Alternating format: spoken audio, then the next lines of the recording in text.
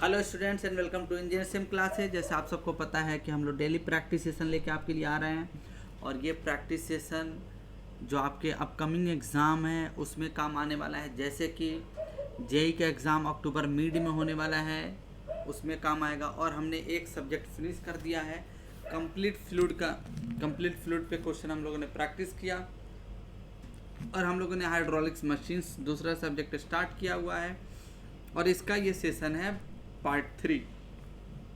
अभी हम hydraulic turbine हम लोग देख रहे हैं और ये एसएससी जेई में काफ़ी इंपॉर्टेंट है। प्रोफेसर आरआरबी जेई का अपकमिंग वैकेंसी आने वाला है, स्टेट जेईई में आने वाला है। जैसे यूपी ट्रिपल एससी में, बीटीएससी में जो भी एस्पिरेंट सिविल और मैकेनिकल के लिए हैं, जो स्टूडेंट्स हैं वो अच्छे से प्रिपरेशंस करें और चैनल पे बने रहें। जो नए व्यूअर्स हैं चैनल को सब्सक्राइब करना है, चैनल ये आपका है क्योंकि इसका टैग लाइन है जेई की तैयारी अब इंजीनियर सिम के साथ। तो आप बस चैनल पे बने रहें। जो नए व्यूअर्स हैं चैनल को सब्सक्राइब करें, सारे वीडियो को लाइक करें और ये मेरा आपसे वादा है। जैसे कि हमने पहला सब्जेक्ट बड़ी स्मूथली फिनिश किया, दूसरा सब्जेक्ट भी स्टार्ट हो गया है। जब स्टार्ट हुआ है तो अंजाम तक तो जाएगा ही। बस आपको सिर्फ चलते रहना है, साथ में ईमानदारी पूर्वक मेहनत करते रहना है, अपने साथ भी ईमानदार रहना है, दूसरों के साथ ईमानदार रहना है। जब आप अपने साथ ऑनेस्ट रहेंगे तभी दूसरे के साथ ये पॉसिबल होगा, क्योंकि अगर आप ईमानदार नहीं होंगे तो दूसरे के साथ भी आप ईमानदार नहीं होंगे। अचीवमेंट या सक्सेस लॉन्ग टाइम के लिए देखा जाता है। आप बस प्रिपरेशन करते रहिए, पूरी सिलेबस को कंप्लीट कवर कर लीजिए, उसके बाद आपका सिलेक्शन के चांसेस बनेगा। हम लोग का सबसे बड़ा डिमेरिट्स है कि हम लोग बस यूं ही प्रैक्टिस करते रहते हैं, ना हमारे पास कोई प्लान है, ना कोई स्ट्रेटेजी है, ना कोई कॉन्सेप्ट है, ना हमने पूरी सिलेबस को कभी कंप्लीट कवर किया और चाहत है कि हमें सक्सेस मिल जाए, चाहत है कि हमारा सिलेक्शन हो जाए। आप खुद सोच के देखिए, आपने क्या एक भी पैरामीटर्स या एक भी काम आपने ऐसा किया जिससे सफल होने के लिए, जैसे सफलता के लिए जो चीज़ें चाहिए हम लोगों ने नहीं किया है। तो बस अगर आप सीरियस एस्पिरेंट्स हैं तो आपको पहले कंटेंट पे मेहनत करना होगा। कंटेंट होगा तो कॉन्सेप्ट होगा, अगर कॉन्सेप्ट बन गया तो आंसर चुटकियों में आप देंगे। ऐसे ही आंसर आपसे आसानी से आप आंसर करके आएंगे, क्योंकि ये तभी हो पाएगा जब आपके अंदर फ्लो बना रहेगा। तो ये आपके लिए मेरा एक नया संदेश था। सेशन देर नहीं करते हैं, स्टार्ट करते हैं। हाइड्रोलिक मशीन्स का ये थर्ड पार्ट है और हमने चैप्टर स्टार्ट किया hydraulic turbines, most important chapters for hydraulic machines part 3। Civil mechanical के लिए ये यूजफुल सेशन है और सेशन ये 3 हाइड्रोलिक मशीन्स का। स्टार्ट करते हैं क्वेश्चन नंबर 1 से। न्यूमेरिकल है, न्यूमेरिकल देख के गड़बड़ाना नहीं है, बस पेशेंसफुली चीज़ों को समझना है और आराम से धैर्यपूर्वक समझ के क्वेश्चन को सॉल्व करना है। क्वेश्चन नंबर 1 क्या कहता है, ध्यान से पढ़ेंगे।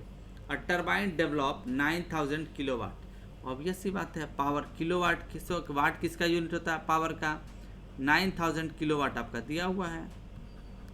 व्हेन रनिंग एट 100 आरपीएम, यानी N1 का वैल्यू दे दिया है कि 100 आरपीएम है और 100 रिवॉल्यूशन पर मिनट है। ये किसका होता है, रोटेशंस का होता है। And corresponding head on the turbine is 30 metre और हेड का वैल्यू इसके कॉरस्पॉन्डिंग कितना दिया हुआ, 30 मीटर। कितना आराम से हम लोगों ने लिख लिया, जो डेटा फाइंड आउट कर लिया। If the head on the turbine is reduced, अब कह रहा है कि अब हेड जो है पहले 30 मीटर था, अब उसको किसी वजह से घटा दिया जा रहा है और हेड कितना घटाया जा रहा है, घट के ये 18 मीटर तक आ गया। तो आपसे पूछ रहा है कि इसके क्रॉसपॉन्डिंग जो हेड हो स्पीड होगा, N2 का वैल्यू आप बता दीजिए। कोई दिक्कत नहीं है, हमें कॉन्सेप्ट आना चाहिए। आप जानते हैं कि अगर N1 स्पीड हो और H1 हेड दिया हो और N2 आपसे पूछा जाए या H2 पूछा जाए तो फॉर्मूला जानते हैं। यूनिट स्पीड क्या होता है, यूनिट स्पीड का फॉर्मूला हम लोग जानते हैं। और unit speed NU equal to क्या होता है, N by square root of H अगर प्रोसेस हो रहा है तो आप क्या लिखेंगे, N1 by square root of H1, N2 by square root of H2 लिख देंगे, वैल्यू पुट कर देंगे। N1 का वैल्यू 100 है, H1 का वैल्यू 30 दिया हुआ है, कितना प्यारा कॉन्सेप्ट है। N2 का वैल्यू हमें निकाल लेना है और इसका H2 का वैल्यू 18 दिया हुआ है। सॉल्व हो गया आपका। N2 का वैल्यू इक्वल टू लिख सकते हैं 100 square root of 18 square root of 30। जब इसे सॉल्व करेंगे तो लगभग आएगा 77 रिवॉल्यूशंस पर मिनट। कितना आसान है। N2 का वैल्यू हम लोगों ने ऐसे निकाल लिया। तो सब 77 RPM के करीब आंसर आएगा इसका, और ये आंसर दिया हुआ है ए, तो राइट आंसर भी हो जाएगा ए। अगला सवाल देखते हैं, question number 2। Consider the following turbines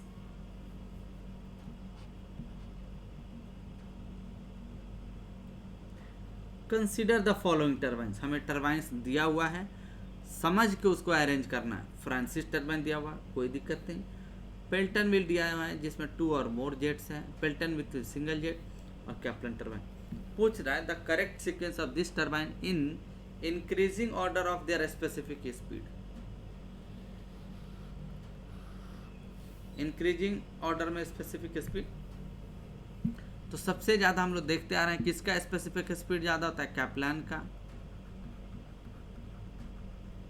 तब आपका होता है किसका, फ्रांसिस का।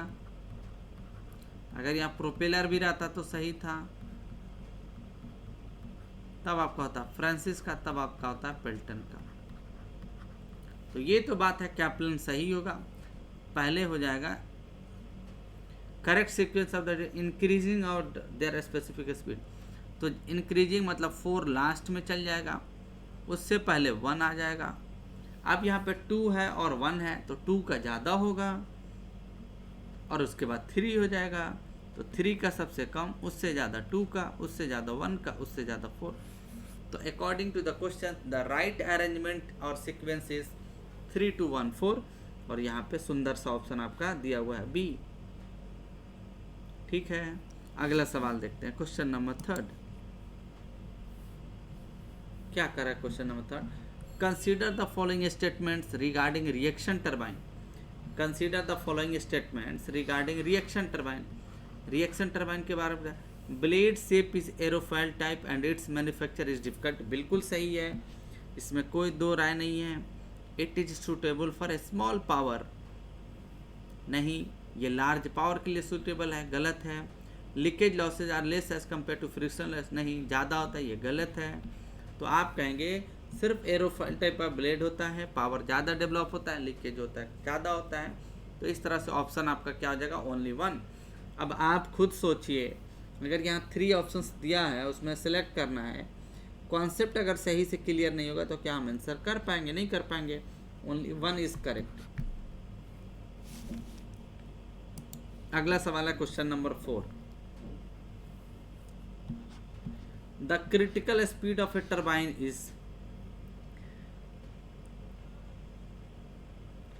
क्रिटिकल स्पीड क्या कहलाता है, जहां पे NS और N आपस में बराबर हो जाए स्पेसिफिक स्पीड, तो इसे आप क्रिटिकल स्पीड कहेंगे। सेम एज रनवे स्पीड, ना। The speed will lead to the mechanical failure, ना। The speed which equal to the natural, ना। The speed is equal to the synchronous speed of the generator. Synchronous किस लिए, क्योंकि यही AC generator कहलाता है, और यही जनरेटर यूजफुल होता है जो कन्वर्ट करता है एनर्जी को, यानी जो मैकेनिकल जो सॉफ्ट पावर मिलता है उसको कन्वर्ट करके सिंक्रोनस हम इलेक्ट्रिसिटी में कन्वर्ट कर देते हैं। तो आप कहेंगे डी होगा, इसीलिए सिंक्रोनस। कभी कभार पूछा जाता है सवाल ये। Question number 5। The specific speed of hydraulic turbine is depends on, we know that in the case of turbine NS equal to N under root P,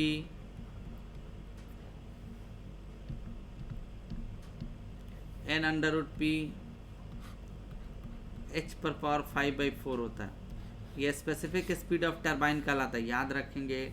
तो ये किस पे डिपेंड कर रहा है, पावर पे डिपेंड कर रहा है, हेड पे डिपेंड कर रहा है, स्पीड पे डिपेंड कर रहा है RPM, यानी आप क्या कहेंगे, स्पीड पे डिपेंड कर रहा है, हेड पे डिपेंड कर रहा है, and the power develop also, और D will be the right answer. Question number 6, the condition for maximum efficiency of the Pelton wheel. The condition for maximum efficiency of the Pelton wheel. We all know that the V is the jet speed, jet velocity, and a small u is the blade speed. Conditions for maximum is written as u equal to 1/2 into V.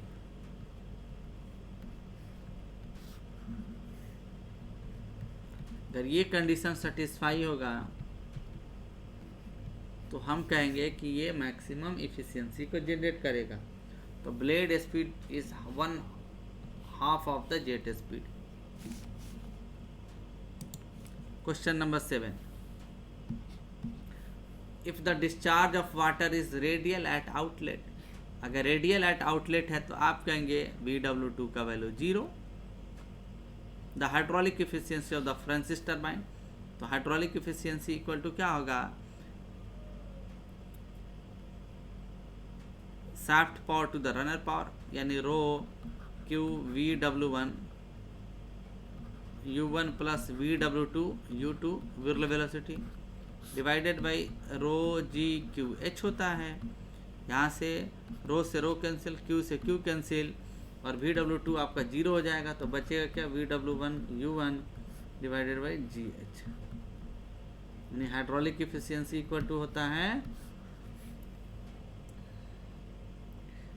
क्या होता है, runner power to the water power, और water power क्या आपका रो GQH, और ये क्या है, रनर पावर, रोटेशंस के वजह से जो पावर डेवलप होता है। तो आंसर हो जाएगा डी। आउटलेट है, रेडियली एट आउटलेट है। Question number 8, the specific speed of turbine is indicated as, आप जानते हैं n/p, h पर जहाँ स्पीड है, पावर है और h हेड अवेलेबल है। सिर्फ फॉर्मूला याद रखेंगे। ये आपका क्वेश्चन नंबर 9 है। If alpha is the angle, तो मैक्सिमम एफिशिएंसी, इस पे हम लोगों ने क्वेश्चंस भी किया था पेल्टन टर्बाइन के लिए, 1 प्लस cos α/2 होता है, या cos φ/2 एंगल जो रिप्रेजेंट, तो एफिशिएंसी फॉर मैक्सिमम, इसी केस में आप कहते हैं u इक्वल टू v/2 होगा for maximum, blade speed is half of the Z speed, तो ए इज द राइट आंसर। अगला क्वेश्चन है question number 10, in reaction turbine the draft tube is, draft tube कहाँ पे यूज किया जाता है reaction turbine में, और ड्राफ्ट ट्यूब को हम कहाँ पे कनेक्ट करते हैं, exit of the turbine, draft tube को हम कहाँ पे कनेक्ट करते हैं, exit of the turbine, exit of turbine, और इसका सेक्शन कैसा होता है, like a tapered section, tapered section होता है। टैपर्ड सेक्शन हम क्यों बनाते हैं, क्योंकि प्रेशर हमें बढ़ाना होता है ताकि हम कैविटेशन से बच सके, स्मूथन वाटर का सप्लाई हो, स्मूथन वाटर सप्लाई ये हो, to convert kinetic energy to the flow energy by gradual expansion of the flow cross section, यानी B will be the right answer.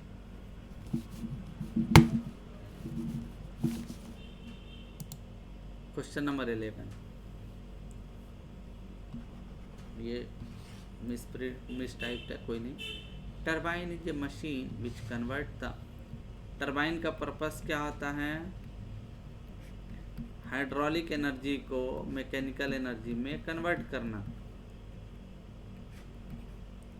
और हाइड्रोलिक पंप का पर्पस क्या होता है, उल्टा, मैकेनिकल एनर्जी को हाइड्रोलिक एनर्जी में कन्वर्ट कर देना। तो आप क्या कहेंगे, hydraulic energy is converted into mechanical energy is called turbine, B is the right answer. Question number 12, the degree of reaction of a turbine is defined as the ratio, degree of reaction, degree of reaction को capital R से indicate करते हैं, static क्या होता है, static pressure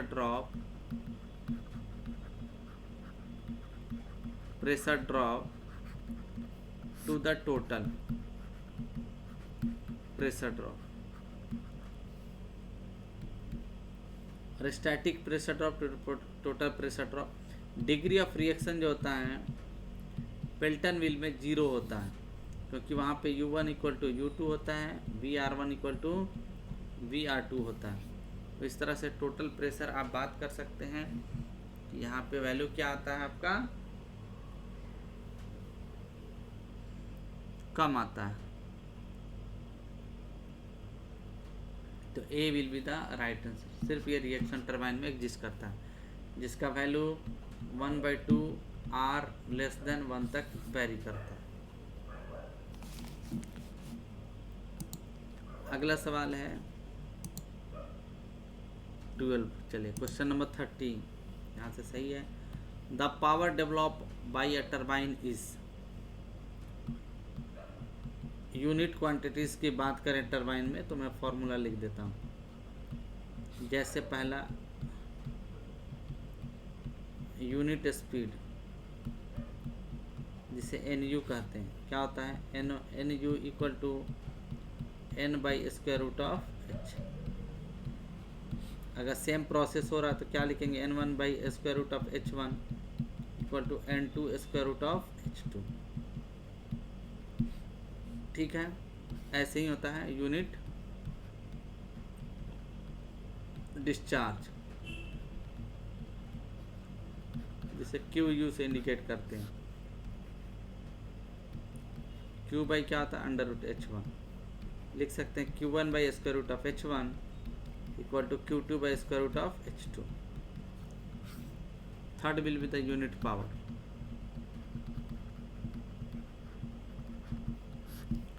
unit power PU equal to क्या आता है, P डिवाइडेड बाई H पर पावर 3/2। इक्वेशन लिख सकते हैं P1 divided by H1 3/2 equal to P2 divided by H2 पर 3/2। तो डायरेक्टली प्रोपोर्शनल टू तो क्या कहेंगे, H पर पावर 3/2 लिख सकते हैं ना। तो यहाँ से क्या लिखेंगे, P डायरेक्टली प्रोपोर्शनल क्या है, H पर पावर 3/2। ये तीनों याद रखेंगे, इस पर न्यूमेरिकल भी पूछा जाता है। अगला क्वेश्चन है question number 14। A impulse turbine produce 50 kilowatt power. Power का वैल्यू दिया हुआ है 15 kilowatt. When the blade mean speed is 4 metre per second, U equal to दिया हुआ है 400 metre per second. What is the rate of change of momentum tangential to the, we know that power equal to force into velocity। the power is given as 50 kilo, तो आप 1000 से multiply करते हैं watt में, and the force into velocity 400। 00 से 00 cancel, 500 divided by 4 equal to force आ जाएगा। इसको सॉल्व करेंगे तो force equal to 125 newton. Right, D will be the right answer. Simple सा है, कॉन्सेप्ट क्लियर होना चाहिए, मायना ये रखता है। क्वेश्चन नंबर 15, जेट रेशियो पूछा गया आपसे। The number of buckets on the given, number of buckets,